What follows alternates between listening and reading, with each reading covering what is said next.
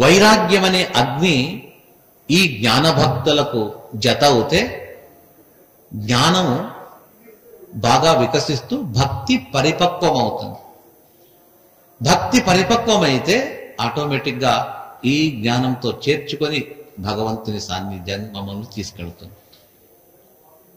ఈ విధంగా భక్తి ప్రధానమని, ఆ భక్తియే మన మోక్షానికి ప్రధాన కారణమని చెప్తూ ఇలాంటి భక్తిని రోజు రోజుకు పెంచుకునేటట్టుగా మనం చేయాలి.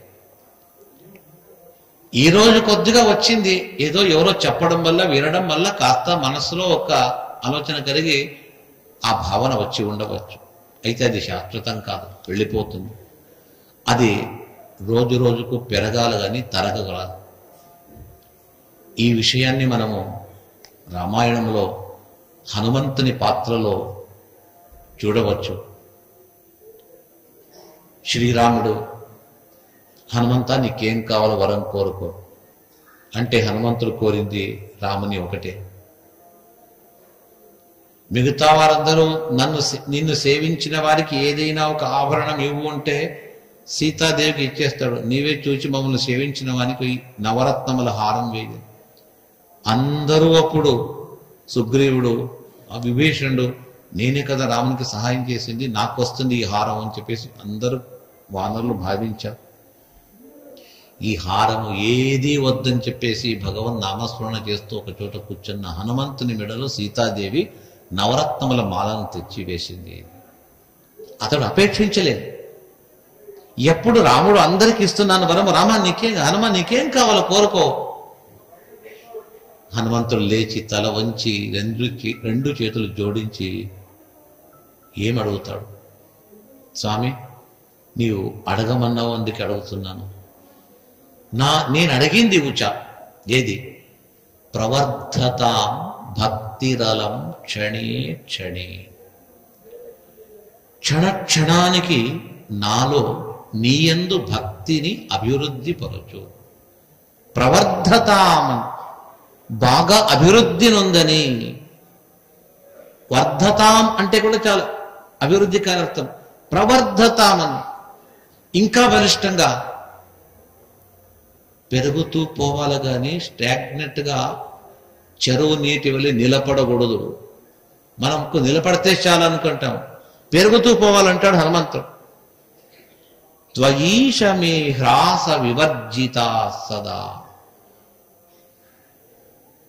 హ్రాసం అంటే తగ్గిపోవడం, తగ్గిపోకుండా పెరగని. అదొక్కటే ఇవ్వు, దానికి తోడు నీ అనుగ్రహము నా పైన ఉండని. ఆ లోకమివ్వు, ఈ లోకమివ్వు, నన్ను యువరాజుగా చెయ్యి, నాకు కావలసినటువంటి పెద్ద భవనమివ్వు, ధన కనక వస్తు ఇవంతా నాకివ్వు, అదేమి అడగకుండా భక్తిని అభివృద్ధి పరచు.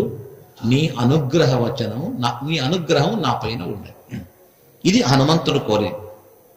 ఇదే సాధకులైన మనకు కూడా కావాల్సిందేమి, మనం హనుమంతుని అన్ని విషయాల్లో ఆదర్శమించుకోవాలి. అందరికీ ఆదర్శుడే, దేవతలకు, ఋషులకు, మునులకు అందరికీ కూడా ఆదర్శము హనుమంతుడు. అతడు చెప్పినట్టుగా మనము ప్రవర్ధతాం భక్తిరలం క్షణే క్షణే. క్షణానికి ఈ భక్తి అది పెరుగుతూ పైకి ఎడుతూ రావాలి. అయితే ఈ భక్తి ఎప్పుడు బాగా అభివృద్ధి అవుతుంది, దృఢం కావాలి. ఆ దారుఢ్యము కొరకే వైరాగ్యము. వైరాగ్యము లేని భక్తి పెరగదు అని చెప్పేసి. ఎలాగుంటుంది వైరాగ్యం అంటే కళ్ళతో చూడలేము. ఏదైనా ఊరు ఎలాగుంటుంది చూడొచ్చు, ఈ నది ఎలాగుంటుంది, ప్రకృతి ఎలాగుంటుంది, అరణ్యం ఎలాగుంటుంది, పర్వతం చూడొచ్చు. కానీ భక్తి ఎలాగుంది అంటే, వైరాగ్యం ఎలాగుంటుంది అంటే, ఒక వ్యక్తిలో ప్రవేశించినప్పుడు ఆ వ్యక్తి యొక్క వ్యక్తిత్వాన్ని బట్టి ఇతని భక్తిమంతుడా, జ్ఞానవంతుడా, వైరాగ్యవంతుడా అనేది అటు చూస్తే అర్థమవుతుంది. ఇదే హనుమంతుని ఒక నిదర్శనంగా తీసుకుంటాం. శ్రీరాముడు ఇక పరమపదానికి వెళ్ళిపోతున్నాడు. అందరికీ, తన వారికి అందరికీ కావాల్సింది అడగండి, రండి, ఎవరెవరు మోక్షానికి పోతా అందరికీ మోక్షం ఇచ్చిపోతాను, ఎవరికి ఏమని ఇవ్వలేదా, ఏమనుంటే అంత క్లియర్ చేసి వెళతాను. రాముడు అందరిని పిలుస్తూ, హనుమంత ఎన్నిసార్లు చెప్పినా నీవు రావటం లేదు, ఎందుకలాగా, నీకేం కావాలో కోరుకో, నీవేమడిగినా కూడా నేను ఇవ్వడానికి నిరాకరించను, అడుగు. హనుమంతుడేమంటాడు, ప్రేష్టోన రామస్య బభూవ తస్మాన్న రామరాజ్యే అసూల వంచకించి. రామా, నీ రాజ్యంలో నేను ఏదైనా కావాలన్నట్టయితే అడ్డేమైనా ఉందా? ఎవరు అడ్డు పెట్టరు, నీవు నన్నేమనవు. అయితే నాకు ఒకే ఒక్కటి కొరత, అన్ని సంపదలు నేను అడిగి తీసుకోవచ్చు, ఒకటే ఒకటి ఏమంటే నాకు త్వత్పాద సేవారతిరేష నైత్య. నేను అడిగేది ఏమంటే నీ పాద సేవకుడుగా ఎల్ల కాలములో నీ పాద సేవకుడుగా ఉండాలా. అయితే పాద సేవకుడుగా ఉన్నవానికి ఈ భౌతిక సుఖాలకు సంబంధం ఉండకూడదు.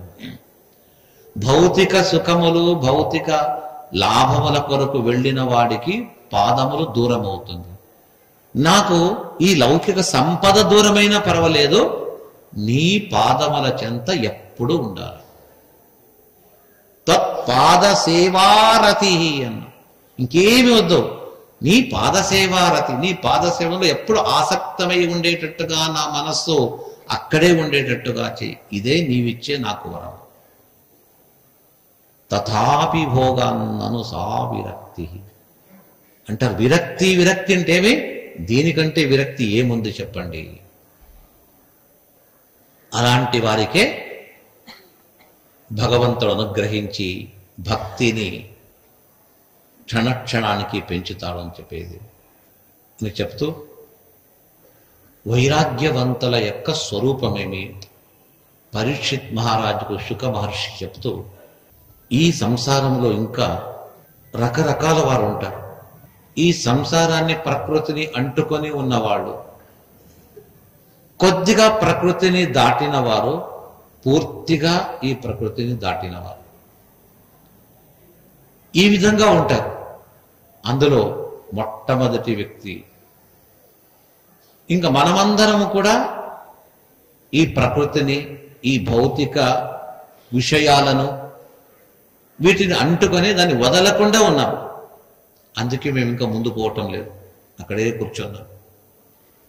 కొందరు చాలా వరకు వదిలింటారు, ఇంకా కొద్దిగా బంధం ఉంటుంది.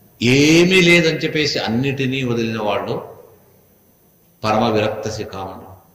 వాళ్ళు ఎలాగుంటారు, వారిని పక్వ సాధకులు, యోగులు, వారి యొక్క జీవనమే పరిపక్వమైపోయి ఉంటుంది. అలాంటి పరిపక్వ సాధకులైన వారు ఈ సంసారంలో ఉంటారు. అయితే వారు జీవన్ముక్తులు ఉంటారు.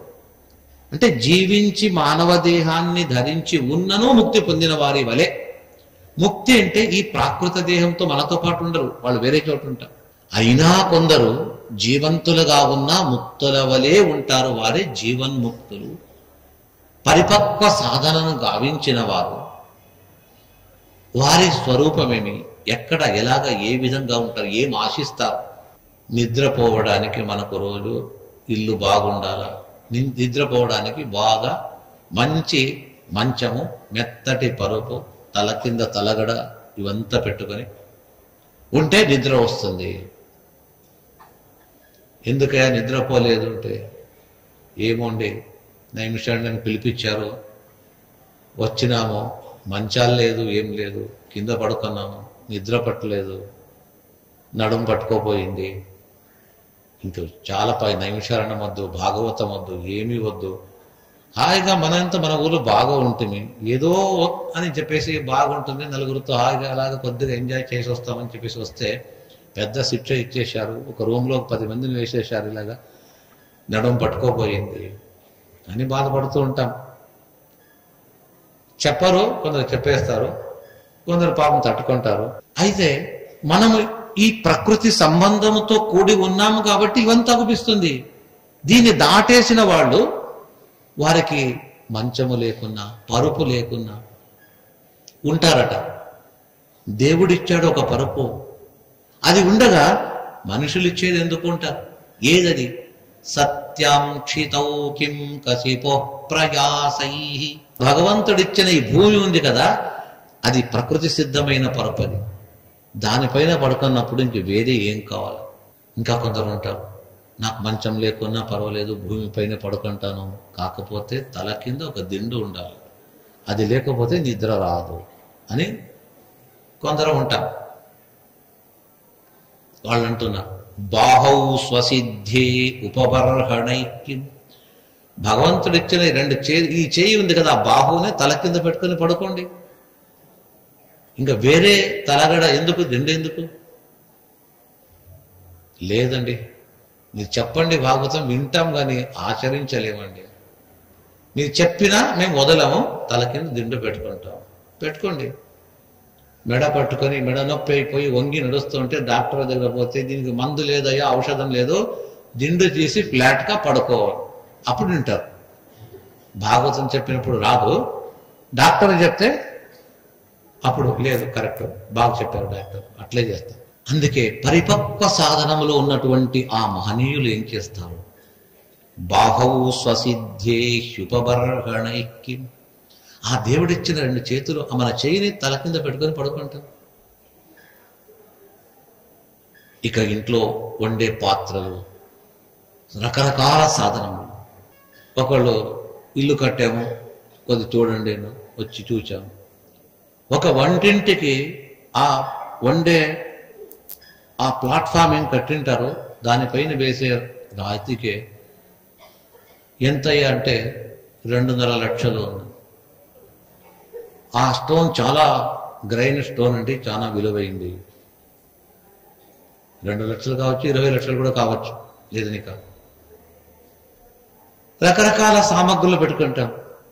వీళ్ళు అంటారు, చివరకు త్రాగడానికి ఒక్క గ్లాస్, ఒక చెంబు కూడా పెట్టుకోరట ఆ మహనీయులు.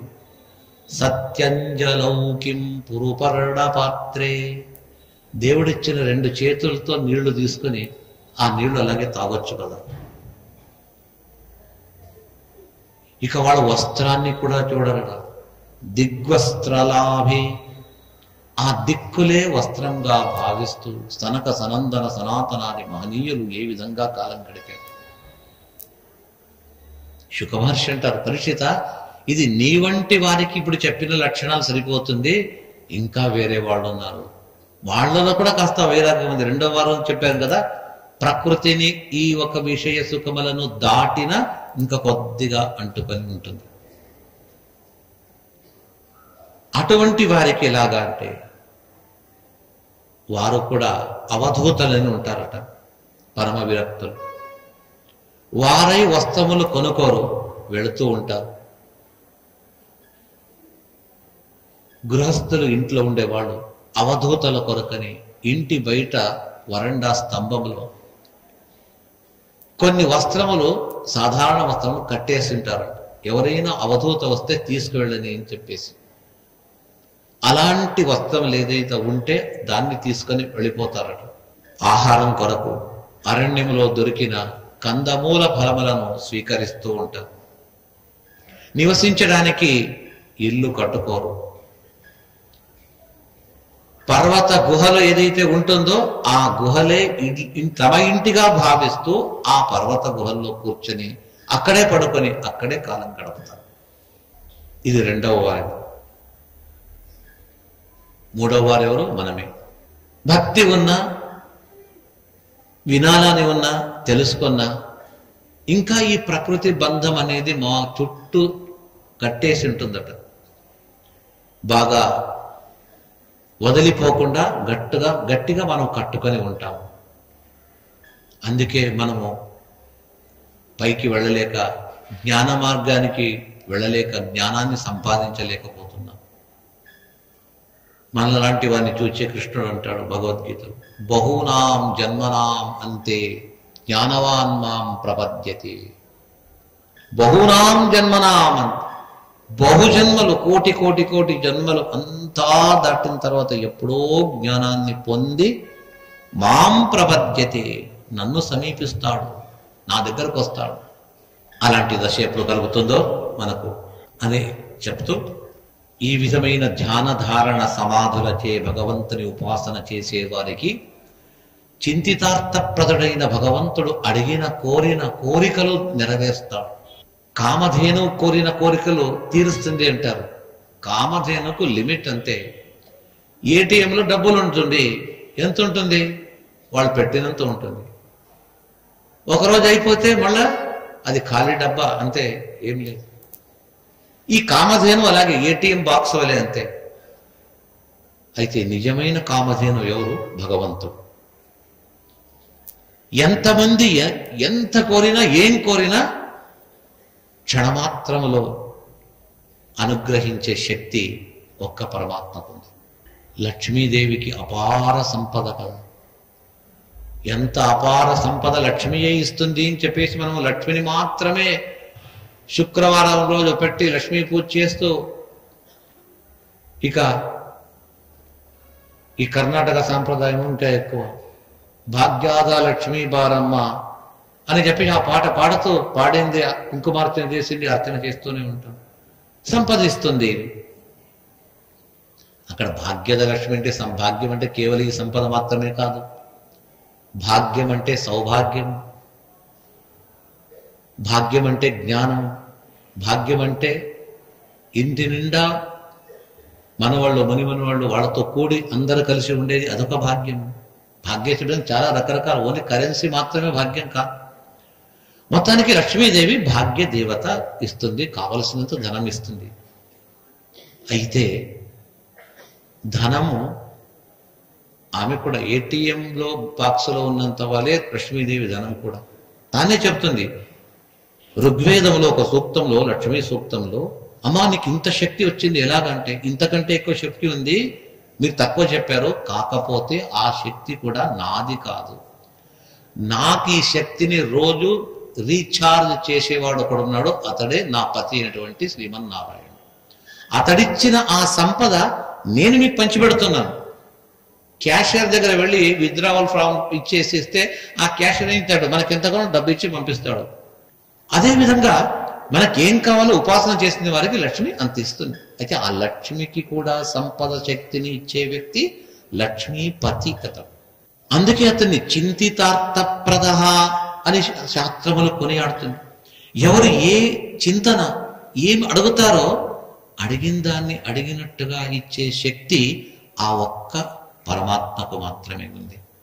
ఎవరికి ఇస్తాడు అంటే ఇస్తాడు అందరికీ. ఎక్కువ ఇచ్చేది ఎవరికి అంటే యోగి జన ప్రియ. యోగులు ఏమడిగినా ఇచ్చేస్తారు. అలాంటి యోగులు అన్నిటినీ వదిలి కేవలం భగవంతుడే నా సర్వస్వం అనుకునే వ్యక్తులకు కావలసిన సంపదను ఇస్తాడు. ఇలాంటి పరమాత్మను నిరంతరము ఉపాసన చేయాలి. పనేసియా మెరిడియన్ హాస్పిటల్స్ ప్రతి సామాన్యుడికి అందుబాటులో అంతర్జాతీయ వైద్య ప్రమాణాలతో వైద్యం, 24 గంటల అంబులెన్స్ సర్వీసుతో పాటు అత్యవసర సేవలతో ఏర్పాటైన చికిత్సా విభాగం. మా దగ్గర గుండె సంబంధిత, మూత్రపిండ, కాలేయ, కంటి జబ్బులకు, మోకాళ్ల శస్త్రచికిత్సతో పాటు కోవిడ్-19, బ్లాక్ ఫంగస్ వంటి వైరస్లకు, అన్ని రకాల ఆరోగ్య సమస్యలకు నమ్మకమైన అత్యాధునిక వైద్య చికిత్సను అందిస్తున్న హాస్పిటల్ పనేసియా మెరిడియన్ హాస్పిటల్స్. మీ ఆరోగ్య సమస్య ఏదైనా ఇప్పుడు పరిష్కారం సాధ్యం. సంపూర్ణ ఆరోగ్యం కోసం సంప్రదించండి పనేసియా మెరిడియన్ హాస్పిటల్స్.